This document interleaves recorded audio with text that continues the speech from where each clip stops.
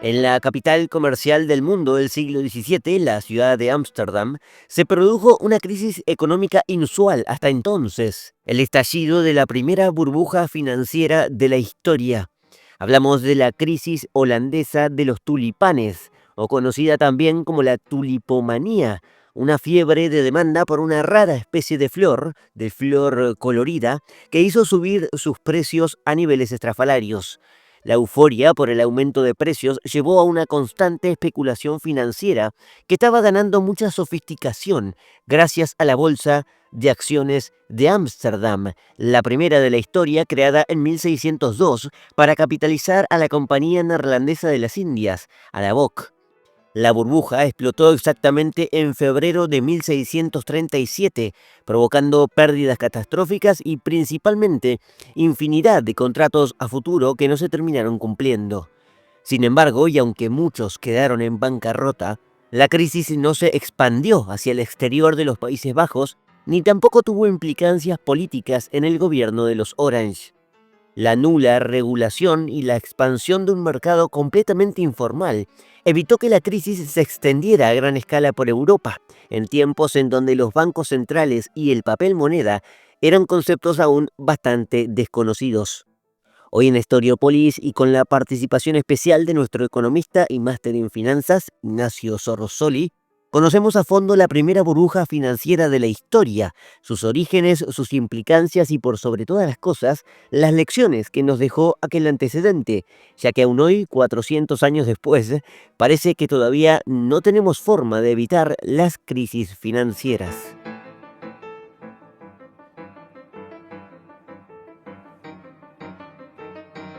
Estamos una vez más aquí en este canal en Historiopolis con Ignacio Sorsoli, con Nacho, quien ya estuvo hace un par de semanas haciendo el capítulo del carbón, el de la historia del carbón, pero hoy vamos a tocar un tema más de finanzas, porque él es licenciado en economía y tiene un máster en finanzas, por supuesto que sabe muchísimo de los mercados energéticos, pero finanzas es su expertise, así que hoy vamos a usar la historia como ancla para aprender de finanzas y empezando con una serie de crisis que vamos a ir haciendo en este canal. Pero antes que nada, Ignacio, Nacho querido, ¿cómo estás? Bienvenido, gracias por recibirme una vez más en este dulce hogar de Buenos Aires. Gracias a vos, y un placer estar de vuelta en Historiopolis y tocando un tema tan interesante.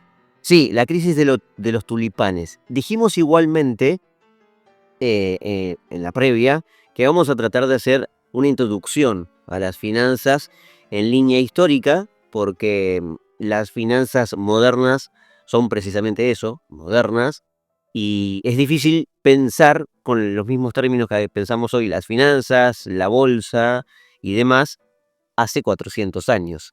La crisis de los tulipanes, como dije en la introducción, fue algo que ocurrió estrictamente en la década de 1630, 1637, pero claro, el anclaje principal de ese suceso tiene que ver con un lugar específico, que es una crisis holandesa, que es en Ámsterdam especialmente, y que tiene el antecedente de que Holanda era la capital comercial del mundo en ese momento, especialmente por la Compañía de las Indias Neerlandesas Orientales. La Compañía Neerlandesa de las Indias Orientales, con las siglas de la BOC, B corta o C.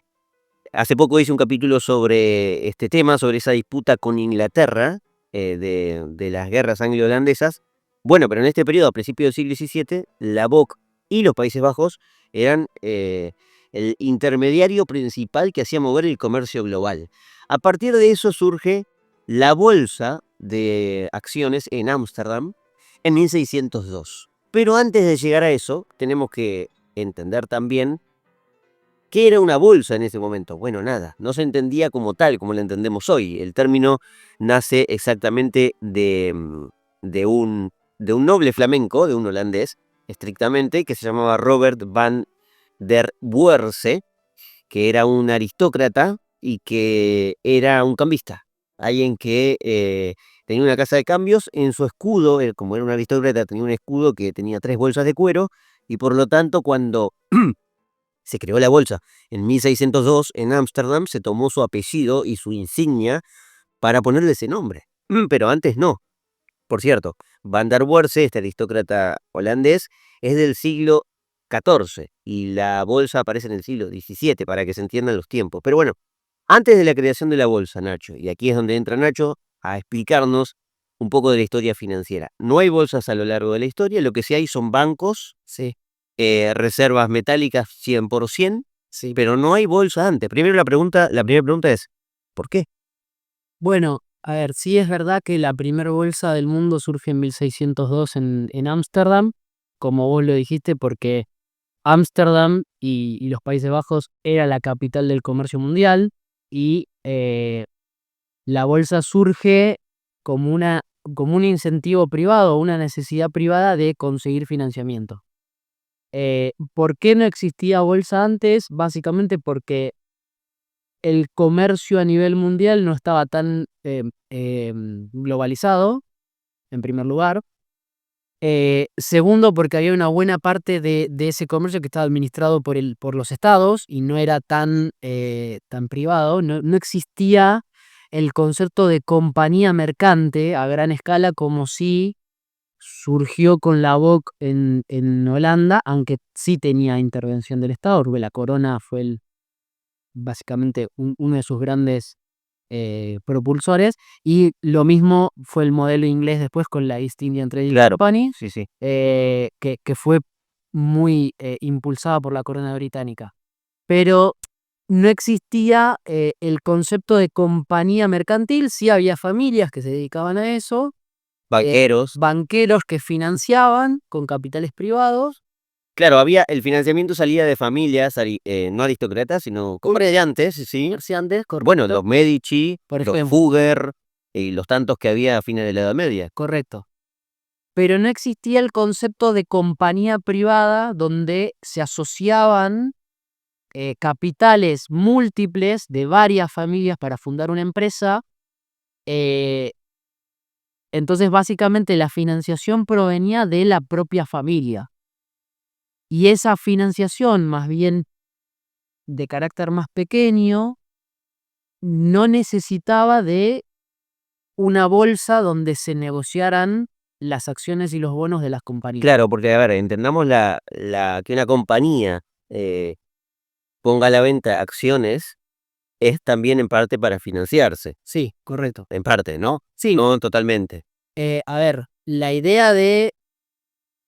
o sea, la idea moderna, que era la misma idea de ese momento, de que una empresa tenga cotización pública en una bolsa, y con pública acá hay que hacer la salvedad de que no es que es del Estado, o sea, cotización pública es porque el público en general puede Claro, adquirir la acción.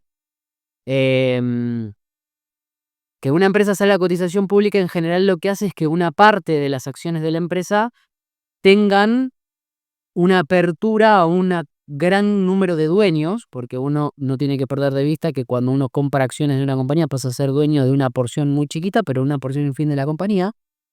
Em, y en general, en el pasado, eso no estaba tan bien visto porque uno quería tener el dueño de la compañía a la cual pertenecía la familia. claro. Abrir el juego a otros inversionistas Ujú. no era una cosa tan... Bueno, sí, a ver, eso también era lo común, como bien dice Nacho, fue muy común en el descubrimiento de América. O sea, ahí había inversiones completamente privadas, en el sentido de que cada capitán hacía la vaquita con otros marinos y salían y zarpaban hacia lo desconocido a buscar riquezas, obviamente en América. Ese era un modelo, hasta ese momento, el que se establecía. A partir de 1602 cambia la historia, al fin y al cabo la primera lección es que los holandeses crean la bolsa y con esto que dice Nacho, por primera vez el público podía comprar una porción de la propiedad de una empresa que ahora era la compañía neerlandesa, de la BOC, que como bien dice, los principales accionistas eran los que comerciaban, digamos los dueños, los que comerciaban, que eran familias, algunas de esas familias importantes de Ámsterdam y de las ciudades de los Países Bajos, que ahora vamos a nombrar y analizar. Hubo algunos años en donde las primeras acciones dieron una renta anual de un 40%. Ahora también vamos a ver cuál era exactamente la moneda de los Países Bajos, que ahora no me acuerdo, pero había una moneda. A pesar de todo, eran todos metales, no había papel moneda aún, había imprenta, por supuesto. Aquí quiero hacer un párrafo aparte con la imprenta, porque las acciones o la certificación de la propiedad de una BOC también tenía que ver, de la BOC tenía que ver con que se podía imprimir. Sí, La sí. certificación En, era importante. en ese momento, obviamente no existían los registros virtuales que hay hoy, o sea, hoy las compras, ventas de acciones, bonos y cualquier otro instrumento financiero se hace virtual, es un asiento contable o una anotación virtual Bueno, en ese momento también era asiento contable, Era un asiento contable, pero escrito, escrito, un libro. exactamente, escrito en un libro, y cuando uno compraba acciones de una compañía, le daban un papel o cierta cantidad de papeles que decía, esto vale por tantas acciones. Y de todas formas estaba sentado en el libro Exacto, de la compañía. correcto. Bien, esa es el inicio de la bolsa con solo la BOC. Hasta ese momento, que ya era bastante Sí. en un primer momento, con solo la BOC. Aquí vamos a introducir algunos conceptos. Em, acá me decía Nacho sobre la emisión de bonos de deuda de la BOC. ¿Esto es porque la BOC necesitaba también financiamiento? Sí, a ver, ¿Era una forma de emitir deuda? sí, a ver, uno en ese momento y haciendo el paralelismo, se sigue haciendo igual, o sea, sí es verdad que, a ver, a lo largo del tiempo lo que ha cambiado en el sistema financiero es la profundidad que ha tenido, la cantidad de empresas que han salido a cotización y demás, la cantidad de público inversor que hay, en ese momento era mucho más acotado. Obviamente se ha tecnologizado a la forma de operar, Obvio. ya no se opera con papeles, ya no se opera con asientos contables en libros y demás.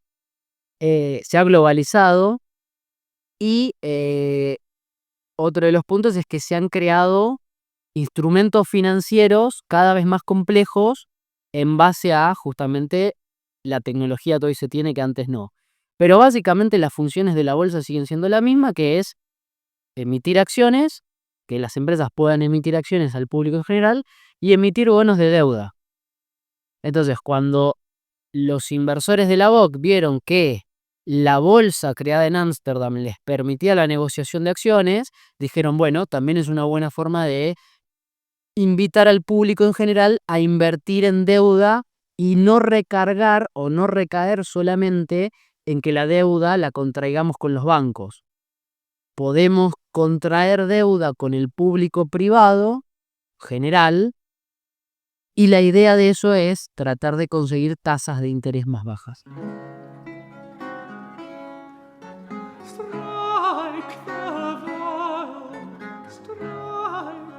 Muy bien, ahí creo que está explicado un poco lo de la BOC en la bolsa de Ámsterdam, donde ya empieza a hablar Nacho de prácticas modernas, y aquí hay algunos conceptos que quiero incluir que entiendo no se usaban con la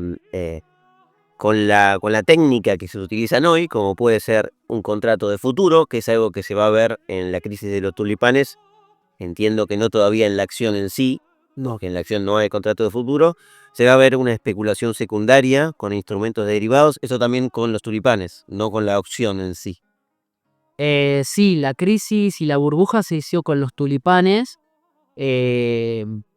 Sí había mercado secundario y negociación secundaria de las acciones de la BOC, sí, Ok. pero no generó una burbuja en ese momento. Y estamos viendo además que, como dije recién, para poner algunos números, hay rendimientos altísimos. Sí, al final de quienes estaban comprando, quien empezó a comprar en 1602 inmediatamente, podía haber grandes ganancias en poco tiempo, ¿no? En la bolsa de Ámsterdam. Nombramos un poco a las familias que dijimos son las principales, quienes habían acumulado riqueza con el comercio a lo largo del tiempo. Los Países Bajos tenemos algunos como podían ser los Van der Maye o May, los Vicker, los de Graaf, los Tripp. Ya saben que la pronunciación en holandés es muy complicada, pero bueno, esto era algo común, eran inversores en sí ya desde antes, algunos eran banqueros, por lo tanto ya tenían un conocimiento financiero, si se quiere, del movimiento lo que necesitaban para financiarse, ¿no? Promovían la compra y venta de acciones a partir de la fundación de la bolsa, que en un principio no tuvo un lugar físico, pero luego sí, con los pocos años encontraron un lugar físico que fue bueno, yo no sé si me animo a nombrar acá el lugar físico, que hoy sigue siendo un edificio en Ámsterdam, pero bueno, lo voy a nombrar, me lanzo, Beur Supan Hendrik de Keyser. Es una estructura que se levantó aparentemente en 1608. Vamos a entrar aquí para ver esta foto. Fue diseñada precisamente por un arquitecto que se llamaba así, Hendrik de Keyser, y que funcionó como un lugar central. Es decir, al principio se negociaba en las plazas de Ámsterdam, y luego apareció un arquitecto que fundó lo que hoy diríamos Wall Street, pero en Ámsterdam, con un edificio, básicamente, la City de Ámsterdam en ese momento. Así que ahí está el lugar donde la gente iba a negociar. No era una institución recontraformal, pero ya era el principio. Sí. Y ahí está el principio, ¿no? Luego viene algo importante a mencionar, ya que hablamos de los bancos, que es la fundación del Banco de Ámsterdam, en 1609, que era de las propias familias que abrieron la bolsa, y que esto otorgaba mayor estabilidad a lo que ocurría en la bolsa de Ámsterdam, o no necesariamente, Nacho. A ver, siempre que vos tenés un banco que garantiza la emisión, o sea, en ese momento no tratemos de pensarlo en ese momento donde había patrón oro todavía y Sin papel, era dinero, un papel dinero. fiduciario. En general, el rol de los bancos en un principio era justamente entregar certificados de depósitos que Perdón, no solo en un principio, diría siempre. ¿O no? hoy ya no. No, digo, desde ese momento para atrás. Sí, y miro de 1600 para atrás. Sí, en ese momento No tengo bancos que hagan... papel moneda no. Lo que se entregaba era en papel un certificado de depósito que decía que equivalía a tanta cantidad de quilates el de oro. papel era el almacenero, real, que Sí. tenía que ser real porque si no era una estafa. Exacto, o sea, en ese momento había un sistema de encaje de 100%, Exacto. donde no era dinero lo que se entregaba, sino que era un certificado que decía que en la bóveda del banco había X cantidad de onzas de oro o quilates de Excelente, me depende encanta ese sistema, perfecto. escrito. Entonces, obviamente, esos certificados funcionaban y al paso del tiempo tuvieron la función de dinero porque, como eran al portador, el que tenía el papel iba al banco y retiraba el oro. O Totalmente. sea, no era que decía Ignacio Sorsoli tiene X cantidad de plata, sino que dice la persona que tenga este papel puede retirar X cantidad de onzas de oro de tal banco. Ahora, antes de ir a los tulipanes en sí, porque al final no explicamos todavía qué es el tulipán y cómo estos tipos se enamoraron tanto de una flor, el tema de los bancos es algo muy peculiar, porque mi pregunta venía, ¿cómo se financian o cómo se financiaban estos bancos? Hoy que tenemos que la idea de que un banco no podría existir si no se financia a través de falsear esos encajes o ese respaldo, porque no podía prestar y ese tipo de cosas. Los bancos no eran prestamistas en sí para ganar riqueza a partir de eso. Es decir, si tenían 100% depósitos en metales, ¿cómo ganaban prestigio? O no prestigio? ¿Cómo acumulaban riqueza en sí? Bueno, primero en principal que los bancos... ¿Cuál era el negocio? Bueno, el negocio de los bancos en ese momento básicamente era dos. Primero, cobrar un porcentaje por los Una comisión. depósitos, Bien, que era justamente o sea, el servicio que se brindaba por el cual se cobraba ese porcentaje era el de mantener el dinero resguardado. ahí está. Bien. O sea, en un momento donde tener onzas de oro en tu casa no era muy seguro, uno prefería llevarlo al banco, tenerlo depositado en una caja de seguridad en el banco, y ese dinero, por guardar ese dinero, el banco cobraba Bien, esa era una tasa. una- O sea, era una- una de las formas. La otra de las formas era funcionar como intermediario de inversiones. Entonces el banco se ponía en contacto con distintas familias aristocráticas o comerciantes y les decía, bueno, existe este negocio para hacer, hay que aportar tanto capital, y el banco funcionaba como una especie de intermediación entre el comerciante que necesitaba los capitales y las familias que tenían excedente de ahorros y querían invertir en algo para generar más ingresos. Y obviamente, Financiar guerras, que era principalmente la ganancia de los financieros. sí, también financiar a los estados, A los, se a los, ahorra a los príncipes. a los príncipes. No le diga Estado porque estos son. Bueno, exacto, sí. Pero era eso, Idea de las coronas, claro. sí. Y ahí también. Sí, a ver, O sea, los le bancos prestaban a una tasa al rey. correcto, los bancos le prestaban a los nobles o a los comerciantes o a lo que fuera para financiar proyectos de comercio o guerras o lo que sea, Pero no podía ser con el dinero de un depositante. no a menos que el depositante o sea, entrara en el negocio. Ok. Tenía que tener O sea, el consentimiento. correcto. Y, o sea, esa persona entraba al negocio a riesgo propio y con su dinero propio. El banco, en todo caso, lo que cobraba era también una tasa por acercar la posibilidad de invertir en ese negocio. Pero cuando invertían el dinero propio a riesgo propio y con cierta tasa de interés. Bueno, podemos decir entonces que el mercado de acciones, la bolsa de acciones, fue una especie de un siguiente paso de lo que era la intermediación bancaria y financiera. Fue una especie de revolución. Fue una revolución porque fue abrir el juego y de hecho hoy lo sigue siendo, de abrir el juego de las inversiones no solo a los bancos, sino también al público en general.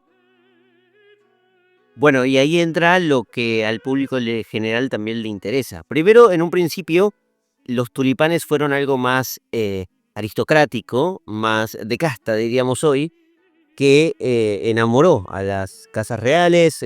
Aparecían, si empiezan a ver retratos de la época, van a encontrar además pinturas donde un rey, una princesa tenía algún tulipán en el cuerpo, en el vestido.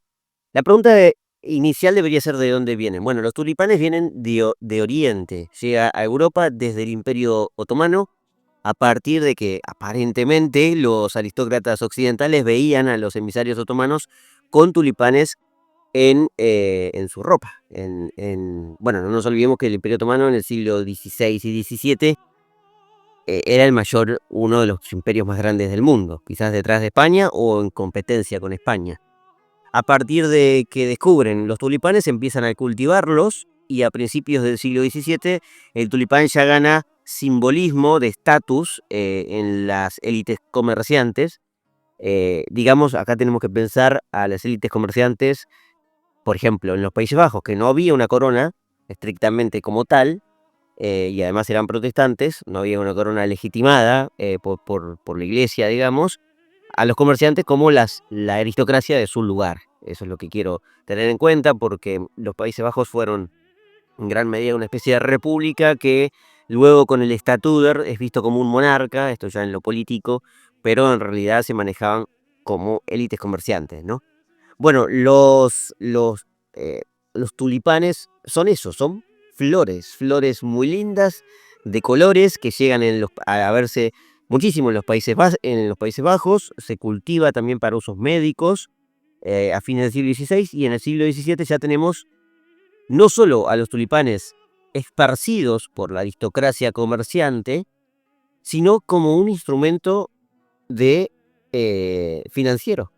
¿Sí? Porque venderlo, o primero cultivarlo. Cultivar un tulipán era ya no solo una opción de estética, sino una opción de riqueza. De a largo plazo, cultivo, si soy un aristócrata, tengo un campo, tengo una parcela, y esto lo vendo a cualquier persona.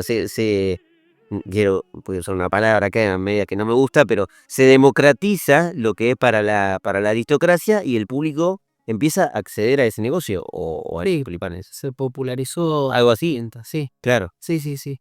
Y a partir de ahí empieza a negociarse entre coleccionistas, comerciantes ricos y a números extravagantes. El florín era en la moneda de los Países Bajos, ahí lo encontramos con Nacho. Se empiezan a armar, ahora sí, contratos de venta a futuro, se empiezan a armar ahora sí derivados, Sí. ese tipo de modelos. ¿Y qué son entonces estas cosas, Nacho? Bueno, se empezaron a vender las dos cosas. Primero el bulbo del tulipán, que en sí pasó a ser una flor, pero también pasó a ser un activo financiero, porque tenía cotización justamente, no en la bolsa puntualmente, pero sí en un mercado similar al de la bolsa. eh, estos bulbos de tulipanes. Perdón, eso, ¿por qué conectamos lo de la bolsa con los tulipanes? Porque hay como una práctica similar. Es decir, Sí, ¿hubiera existido sin la bolsa? Parece ser que no. no, a ver, si uno estudia bueno, la primera burbuja financiera es esta, Ahora vamos a llegar. y no tiene, o sea, cuando uno ve, es muy casual, o no es casual de hecho, que 30 años antes se haya creado la bolsa en Ámsterdam. Claro. O sea, ¿por qué? Porque justamente esta popularización de un bien o de un servicio transformado en un activo financiero, un activo al cual puede acceder mucha cantidad de personas, genera cierto efecto de manada, por así decirlo, en donde puede darse el caso de que el precio pierda conexión con el valor real de lo que uno está comprando. Ujú. Eh, Porque tiene mucha demanda, básicamente. porque tiene mucha demanda, demandas que en general son una cuestión de modas o de este efecto de ir con la corriente, que se ha visto después de eso en innumerables ocasiones.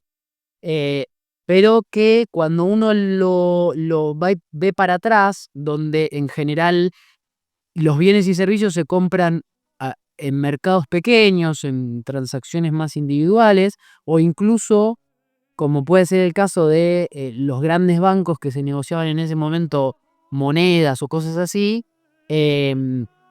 no tienen la popularidad que tiene cuando se agrega la bolsa en el medio, que justamente masifica la intermediación financiera, y eso es lo que, bueno, es una de las áreas de la economía que no está muy, muy estudiada, de hecho. ¿Por qué hay mercados que se comportan de esa forma?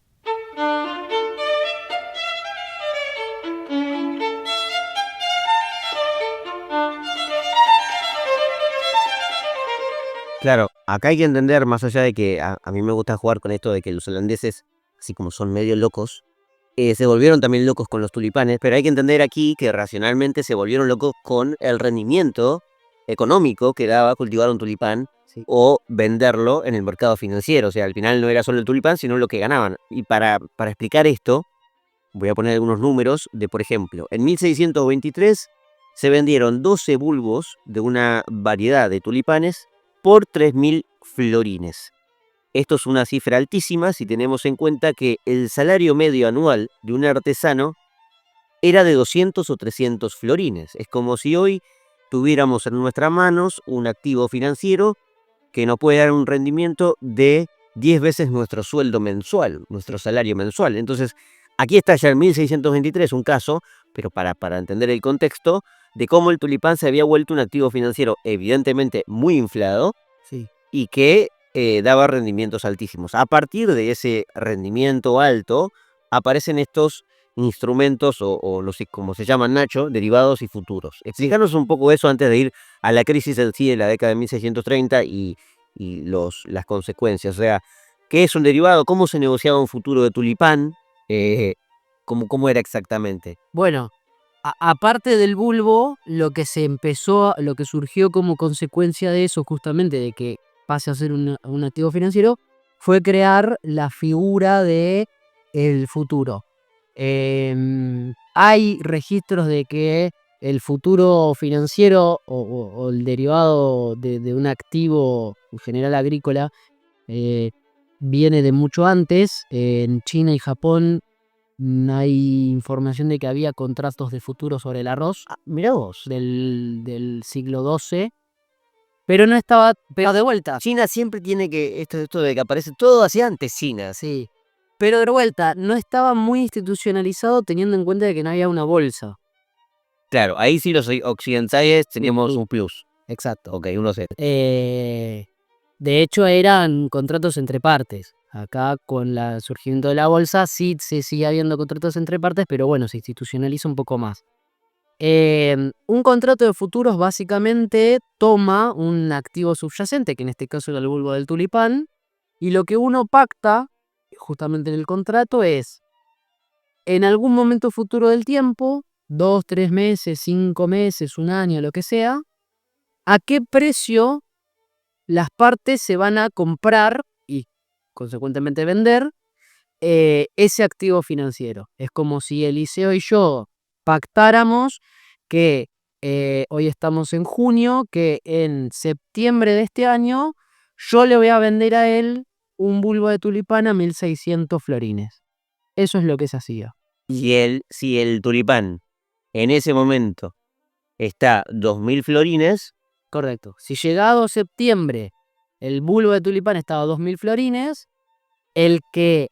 vos ganaste.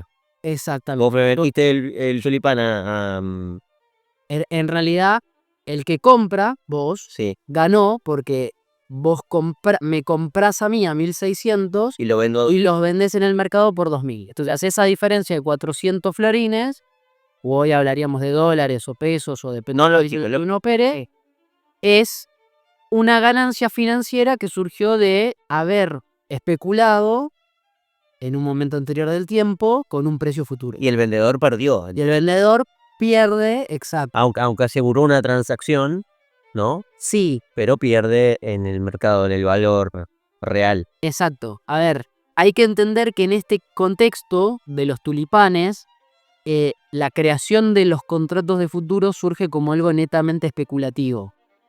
Como todo en Y bastante informal, ¿no? muy informal.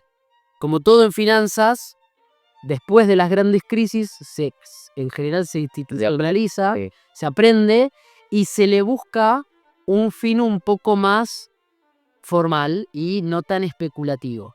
Hoy en día, y después de esto siguió existiendo, surge el concepto de futuros, de contratos de futuros, sigue existiendo de hecho. Por eso uno escucha futuros de soja, futuros de petróleo, futuros de acero y etcétera, etcétera. En general se usan sobre commodities.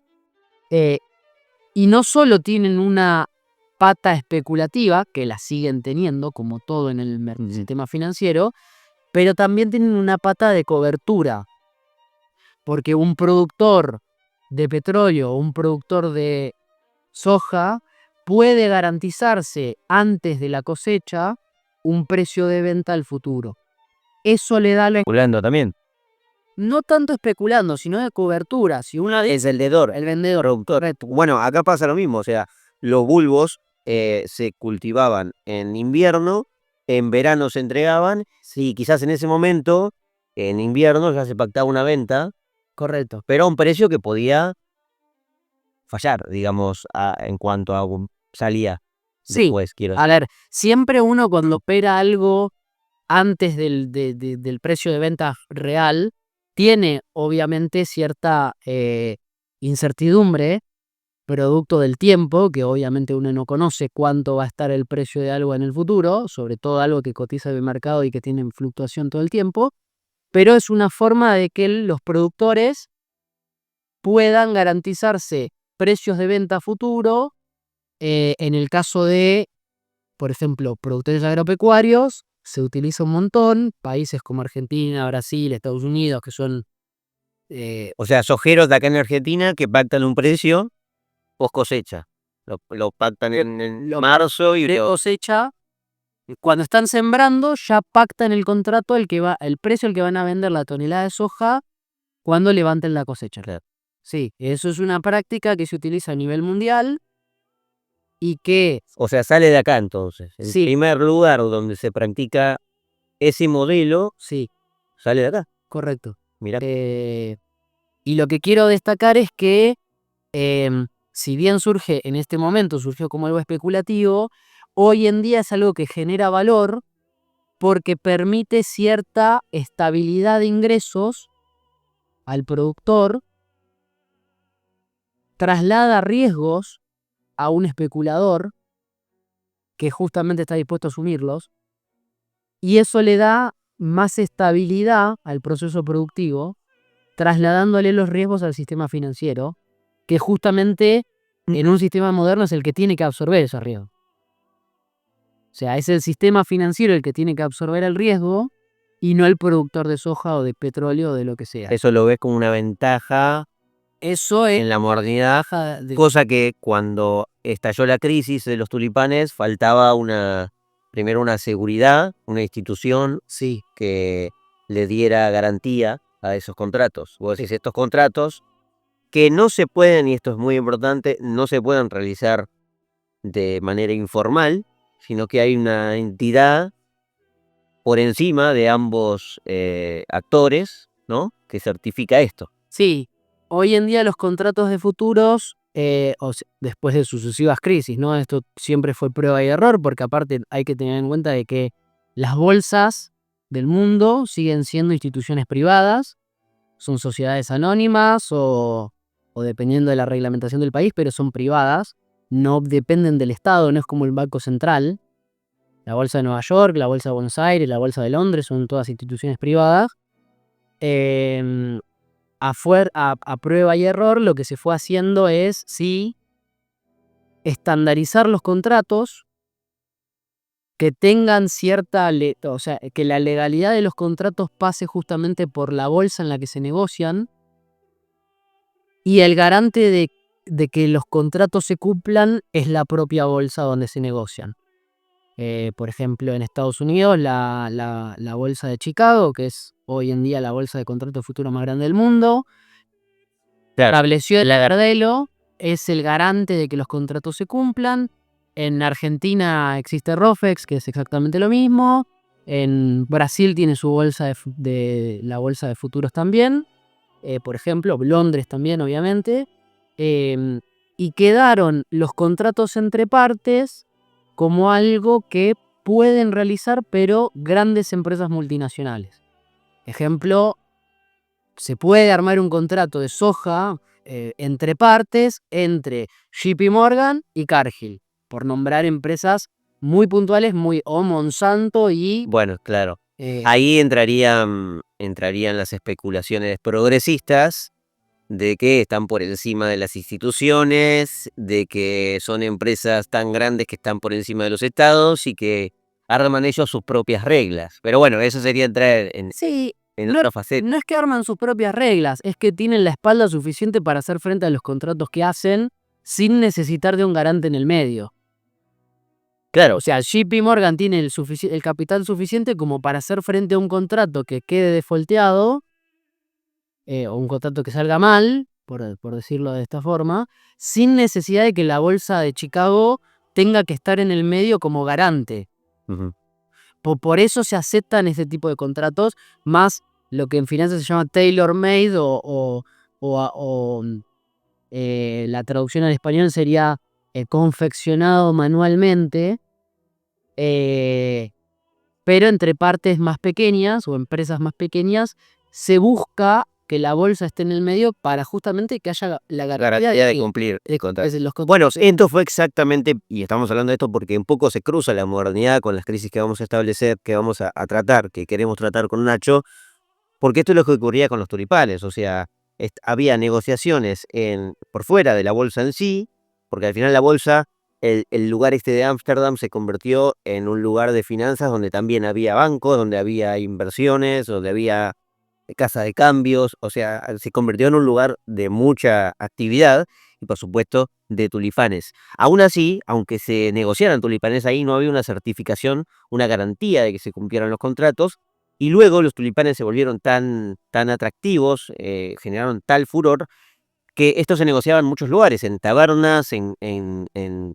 cafés, en casas de comerciantes, y a partir de esta informalidad es que cuando estalla la crisis, los contratos no se terminan de cumplir. Así que vamos a ir un poco a la cronología de la crisis, que en cierto punto es un poco lo menos importante en cuanto a lo que vamos a aprender, y ahora vamos con las consecuencias, pero el estallido en sí ocurre aproximadamente en 1637 puntualmente, pero se ven los picos, que es lo que pasa con las burbujas o con las crisis financieras, Nacho, vos me dirás, se ven picos máximos y a partir de ahí empieza a sospecharse de que esto va a estallar en algún momento, ¿no? En 1634, entre 1634 y 1636, ya hay un mercado completamente informal, muy especulativo, ya ni siquiera en Ámsterdam, sino también en otras ciudades. A principios de 1637 ya hay niveles extremos del precio de los bulbos, de los tulipanes, y en febrero es cuando estalla abruptamente. Aquí la historia nos cuenta que el 5 de febrero exactamente, esto puede variar, por supuesto, pero para que se entienda, se vende un lote de casi 100 bulbos de tulipanes por 90.000 florines. Si nos parecía mucho 5.000 o 10.000, imagínense 90.000 florines. Aquí esto nos da una idea de muchas crisis que se repitieron en el siglo XX, de cuando ciertas acciones o ciertos instrumentos activos financieros llegaron a un nivel altísimo, bueno, la crisis del 29 para ser más exacto, y después aparece al día siguiente el problema de que esos tulipanes no pueden venderse, esos bulbos no pueden venderse. Y fue exactamente lo que pasó, ese lote de tulipanes, de bulbos de tulipanes, no se podían vender al otro día. Se quiso vender a 1.000 florines cuando se había pagado a 90.000 y no hubo quien lo comprase. Y en ese momento es que estalla la burbuja que termina afectando a un montón de gente que hizo quizás transacciones normales, pero que ahora se ve atrapada principalmente en los contratos de futuro, porque al final o a quien tenía el bulbo de tulipán que lo había comprado el día anterior. Correcto. Pero aquí entran los contratos de futuro, porque, a ver, el que había comprado un bulbo de tulipán se jodía, no tenía otra opción. Ahora, el que tenía que recibir el contrato tenía, supuestamente, la certeza de que iba a terminar ganando. Sí. A ver, acá hay que explicar un poco también cómo es la cronología de una burbuja financiera. En general hay un activo que empieza a negociarse mucho, que empieza a tener una demanda mucho más alta de la que uno esperaría que debería tener, como los tulipanes, que se empiezan a negociar a precios que se aceleran. En general uno ve en una crisis financiera un gráfico de precios donde uno tiene una escala de crecimiento más o menos con ciertas variaciones, obviamente, precios que un día suben, otros bajan y demás, pero con una tendencia de fondo que es una tendencia medianamente razonable, y a partir de cierto quiebre eso empieza a tener una aceleración muy alta. Empieza a haber todo un comportamiento de los inversores o de los especuladores de yo necesito comprar esto porque mañana esto va a valer más, entonces voy a ganar dinero fácil, y eso exacerba justamente el comportamiento y acelera mucho más el precio, hasta que hay un punto en el que ese aumento, esa diferencia entre el valor real y el precio al que se negocia un activo financiero es tan alta que pasa a ser insostenible, la burbuja se pincha y de un día para el otro, algo que, por ejemplo, se compró por 90.000 florines, uno va al mercado y lo puede llegar a vender a 1.500 con... El que lo vendió, buenísimo. Sí, el último que vende de la burbuja. Pero claro, o sea, ahora, después están esta afectación particular del contrato de futuro, porque así como fue algo muy moderno y muy revolucionario, positivo, aparece que los contratos de futuro que no tenían una garantía de los bulbos no se cumplen. Por lo tanto, el que tenía un bulbo, bueno, ya está, no podía quejarse demasiado. Pero el que tenía el contrato de que le iban a pagar, no sé, 2.000 florines por un bulbo, y cuando el bulbo pasó a valer 0, era una ganancia al fin y al cabo, que no se terminaba de concretar. Exacto, sí. A ver, ambas cosas, ¿no? Porque el que compró a 90.000 y al otro día tiene que vender a 1.000, tiene una pérdida brutal. Totalmente. Del patrimonio, por lo menos. Y el que tiene el contrato de futuro también especulaba con poder vender a un precio muy alto, precio que no se termina concertando porque el contrato se rompe. O es lo que pasó en ese momento. Hoy no pasaría porque el que saldría de garante sería la bolsa, justamente. Aunque aún así había un perdedor, ¿o no? Siempre hay un perdedor. ¿Quién es el perdedor hoy si ocurre algo así? Hoy es un poco más, está más formalizado. Las bolsas en ese momento no existían, pero hoy para operar contratos de futuro las bolsas piden garantías. O sea, uno para abrir un contrato de futuros, tanto comprador como vendedor. O sea, perdón, en la crisis esto no fue un problema, lo del contrato de futuro. ¿En qué? En las últimas crisis. En las últimas crisis, no, sí. A ver, todo esto está amortiguado en cierta forma, pero cuando el comportamiento se exacerba no hay amortiguación que Ok, resista, claro. ¿no? Por eso quebraron los bancos también. Por eso quebraron los bancos. Quizá por pagar esas garantías. Bueno, no.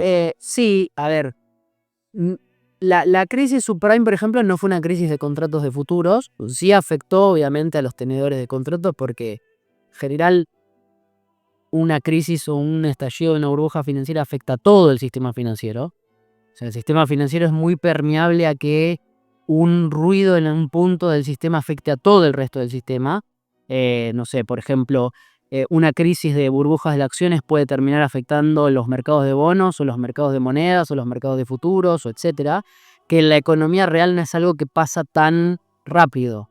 O sea, Y cuanto más conectada esté, más impacto hay. cuanto más globalizado está el mercado, cuanto más intermediación y más profundidad hay, sí, más rápido se afecta a todo el resto. Eso es una consecuencia de, bueno, para mí es un punto excelente que todos los mercados estén interconectados y cuanto más mejor, pero bueno, la contracara de eso también es que las crisis se propagan más rápido.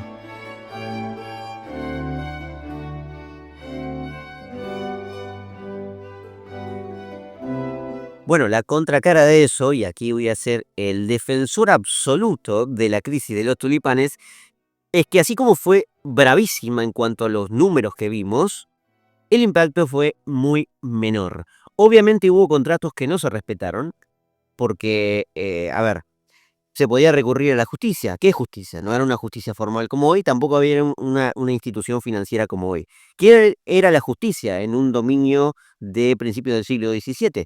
La autoridad política. La autoridad política era el Statuder o los comités republicanos de cada ciudad de los 7 estados de los Países Bajos, si no me equivoco, las 7 provincias, entre ellas Ámsterdam. El Statuder era un Orange, Federico Enrique. Este es, si no me equivoco, Nacho, el abuelo de quien va a ser Guillermo III de Inglaterra.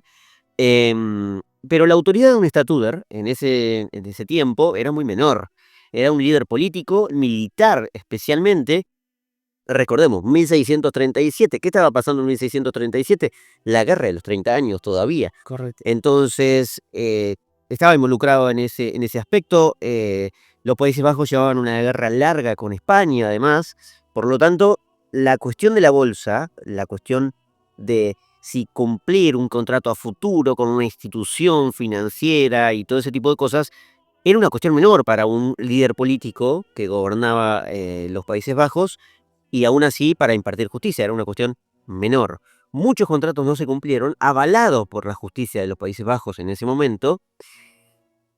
Y además de los contratos es que al final, como la economía, o como por lo menos las finanzas no estaban interconectadas globalmente, el impacto fue muy menor. Fue una crisis estrictamente,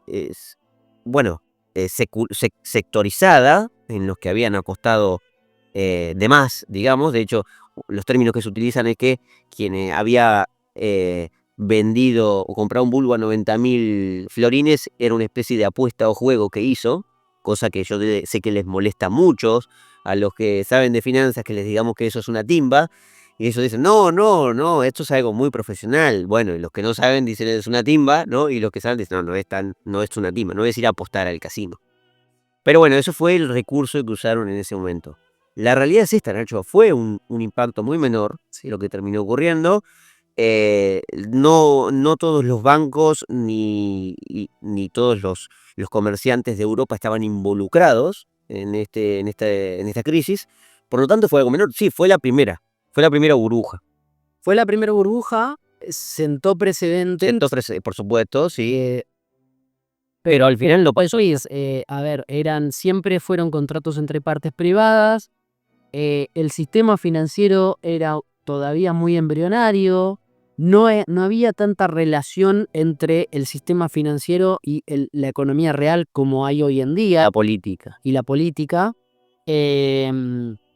Como vos bien decís, los Países Bajos estaban afrontando una guerra con España, con lo cual los ojos claramente no estaban puestos en una burbuja financiera y no de la magnitud que tuvo en ese momento. O sea, hay una diferencia abismal entre lo que pasó en el 29 o en la crisis subprime del 2008 con esta primer burbuja financiera. Hay un montón, si te pones a pensar. No, O sea, primero de la banca centralizada absoluta. no existía el banco, Papel moneda. no existía el papel moneda, el sistema financiero no tenía la profundidad que tiene ahora, los bancos no tenían los tamaños que tienen hoy en día, la cantidad, La deuda de Europa en Estados Unidos. la deuda en relación al Producto Bruto de los países no era la que es Acá- hoy en día. Sí, hay una serie Tremenda. de diferencias brutales que también hacen que el impacto que tuvo sea distinto, claramente. Claro. Mucho más acotado, mucho más limitado.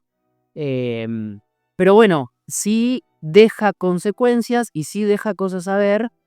Una de las que para mí, y esto ya como economista, más allá de como persona que trabaja en los mercados financieros, es siempre muy remarcable, es uno cuando estudia economía, tiene el mainstream económico tiende al sesgo de que el agente económico es perfectamente racional, toma decisiones perfectamente racionales, en base a eso maneja sus curvas de oferta y demanda y etcétera, etcétera.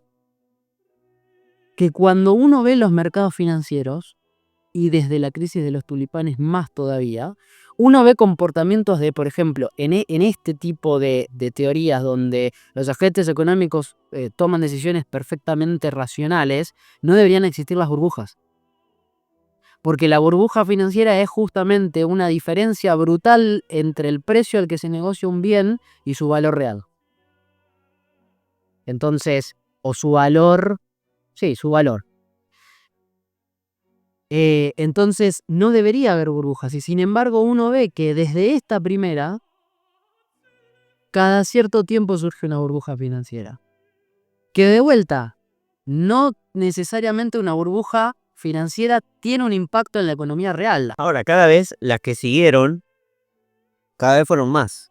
Cada vez el impacto fue mayor, quiero decir. Hay la sucesión de esta crisis de burbuja es la que nos gustaría analizar sobre la Compañía de la Mar del Sur en el siglo XVIII, pero el precedente es que se empieza a copiar el modelo de una bolsa con Londres. Primero con un banco y después, La Bolsa de Londres. la Bolsa de Londres, Que es la que sigue hasta hoy, ¿no? O sea, claro, la que ella te empieza a copiar con una bolsa que, con lo mismo, la Compañía de las Indias Inglesas, sí, que saca acciones con un sustento de una corona más fuerte que la de...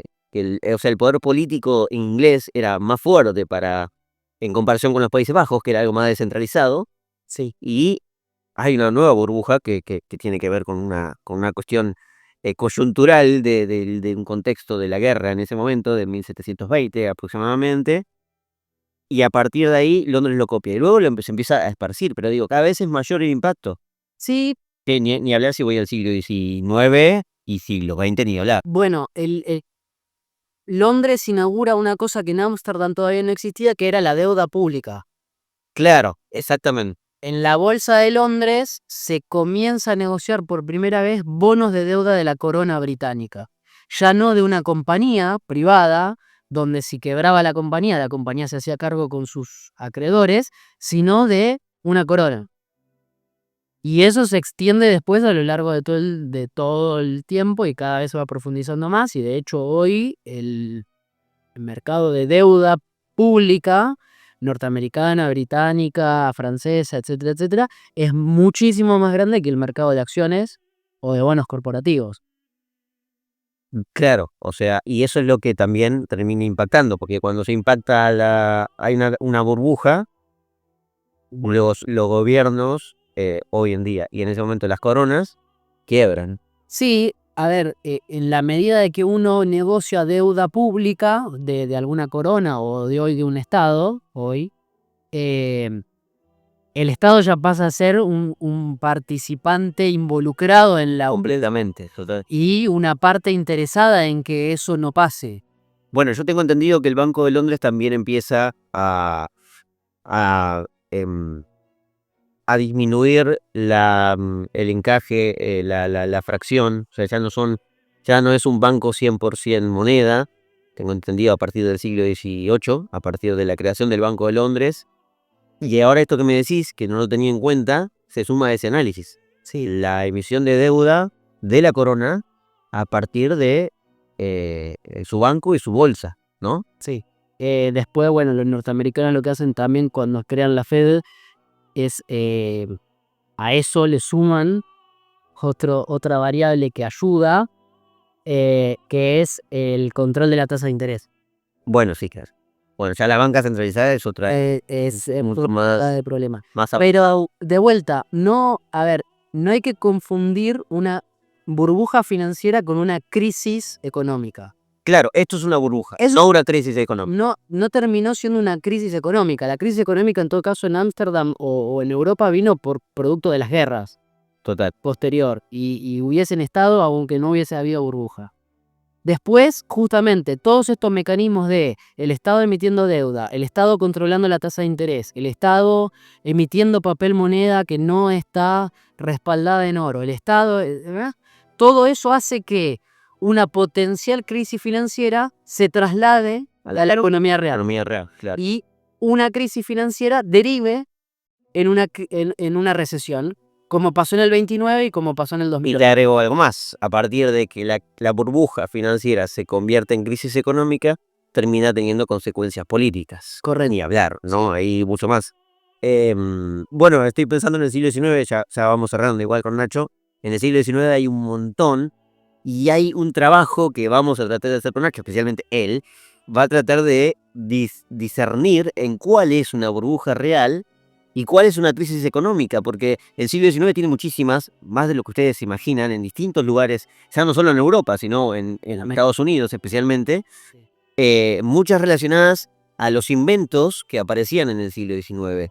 Es decir, el ferrocarril tiene un montón, tienen 2, 3, 4 burbujas y hay que ver cuál es crisis económica y cuál no, ni hablar del oro, ni hablar del petróleo, o sea, todo este tipo de activos o inversiones que nacen a partir de que existe, como vos decís, un mercado financiero, Sí, nacen a partir de que justamente pero alguien encuentra la financiación para, ¿se entiende? O sea, para invertir, para poner el dinero en el ferrocarril, para construir las líneas férreas, si no, el capital no está. todo esto nace en base a esto que la economía no puede explicar porque cree que el ser humano es un ser totalmente racional, que no lo es, y que justamente es el comportamiento humano, es esto de dejarse influenciar por los demás, perder esa racionalidad, que en los mercados financieros aparece mucho, esto de ver que uno está perdiendo dinero y sale a vender cuando en realidad sería un buen momento de comprar y viceversa. Comprar cuando está caro porque todo el mundo está comprando, lo cual de racional no tiene nada, absolutamente, porque de vuelta, el comportamiento que uno tiene en el mercado financiero es totalmente distinto al que tiene en la economía real. O sea, uno ve que el kilo de tomate sube, ¿qué hace? No come tomate. Bueno, en la bolsa, ¿qué hace? Compra acciones del tomate. Claro, muy bueno eso. En En el mercado de bienes, el mercado dejamos de comprar. tiende a ser más racional que en la bolsa. Claro. ¿Por qué? Es una de las cosas que la economía todavía no explica. ¿Por qué existe esa irracionalidad, ese comportamiento de manada, de asustarse o de creer que va a dejar de ganar porque no invierte en una empresa que sube, aunque sea un disparate lo que suba? Es algo que la teoría económica no termina de explicar. Muy bueno eso. O sea, no compraría, dejaríamos de comer tomate. Pasaríamos a comer, no sé, lechuga, pero no tomate. Ahora, cuando una empresa está subiendo un montón, compramos y compramos, ¿no? Bueno, bueno, el 29 fue eso. Todas subían. El 29 fue eso, Todas subían. impulsado por lo que más subía y lo que empezó a subir mucho fueron los bonos de deuda americana. Y subieron mucho porque la Fed bajó las tasas de interés. Bueno, sin ni hablar. Nosotros tenemos un capítulo sobre la crisis del 29, más en términos políticos, así que con Nacho me voy a tomar la licencia de hacer una en términos financieros. Por supuesto, la del 29 es una fiesta para analizar. Pero bueno, al final en el 2018 es lo mismo, pero con las casas. Sí. O sea, están subiendo, compro. Exacto, el comportamiento es el mismo. Con el agregado de que la gente ya, más que la gente común, no estaba apostando a la bolsa en sí, sino que estaba apostando a tener una casa. Sí, sí, a ver, eso es lo que desencadenó que justamente de una crisis financiera o de una burbuja financiera salte a ser una recesión global. Claro. Porque el activo financiero con el que se hizo la burbuja fue mucho más sensible que una flor. Claro, una casa, totalmente. Bueno, señores, aquí vamos a terminar ya casi una hora de episodio con Nacho, que como habrán visto sabe muchísimo y explica muy bien de finanzas. Vamos a dejar pendiente alguna más. La Compañía de Mar del Sur es una crisis muy interesante también del siglo XVIII, todavía muy en pañales, sin generar una gran crisis económica, pero la gran fiesta de análisis va a ser lo que pasa en el siglo XIX realmente, si no me creen. Fíjense un poco todas las crisis que hubo, porque además fue un siglo de tanto crecimiento de capital, de capital en sí, de ahorro, que da para mucho análisis. Pero bueno, aquí cerramos entonces, Nacho, gracias. No sé si querés cerrar con algo más. Me parece el ejemplo de cómo nos comportamos racionalmente en el mercado de bienes y no tan racional en el mercado de finanzas es muy concreto. Se entiende muy bien cómo funciona, bueno, lo mal que funciona el tema del ser humano en las finanzas. Sí, de hecho es particularmente, y esto a nivel personal, lo que me fascina de las finanzas. ¿Por qué es tan distinto el comportamiento? Y bueno, eso es lo que hace que alguien que se comporta racionalmente en los mercados financieros en general termine ganando plata. Claro. A costa de vuelta, mucha preparación mental, a costa de... Por eso no es un casino. No, no es un casino en tanto uno se lo pueda tomar de forma racional. Cuesta mucho por experiencia. La realidad es que ver cuando todos están vendiendo, hay una parte primitiva que te dice vendé. Es muy comparable, o sea, hay economistas que se dedican a las finanzas y que son gestores de fondos de inversión que te dicen que es un comportamiento muy parecido al que había en el mundo primitivo, de cuando todo el mundo corría, yo tenía que correr porque seguramente había un animal que me iba a matar. Entonces, un poco de todo ese comportamiento primitivo queda en la conciencia humana y vencerlo es muy difícil, pero con conocimiento también es muy lucrativo. Muy bien, aquí está, hagan dinero, básicamente, está diciendo Nacho. A mí particularmente me interesa mucho la consecuencia política. También me gusta que no haya consecuencias políticas, como es el caso de los tulipanes, que no hubo. Pero bueno, se vuelve más interesante la historia ver cómo había consecuencias políticas, pero eso lo vamos a ir viendo más adelante. Nacho, gracias Gracias a vos. por estar aquí y bueno, nos encontramos por lo pronto el sábado que viene. Espero que anden muy bien.